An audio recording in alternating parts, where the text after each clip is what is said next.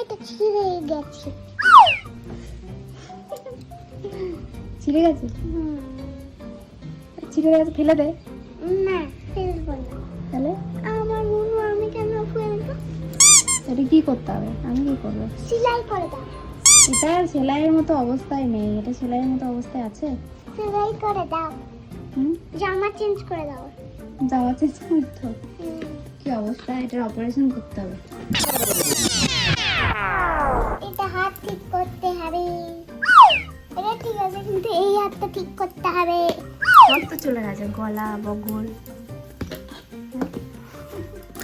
মুনুকে এখন আমার হসপিটালে ভর্তি করেছি, তো মুনুর এখন হাত পা গলা সমস্ত কিছু রিকভার করা হবে। আচ্ছা, মুনু কি আদৌ এই অবস্থা থেকে নতুন রূপে ফিরে আসতে পারবে? সেটা জানার জন্য কিন্তু অবশ্যই পরবর্তী ভিডিওতে চোখ রাখতে হবে।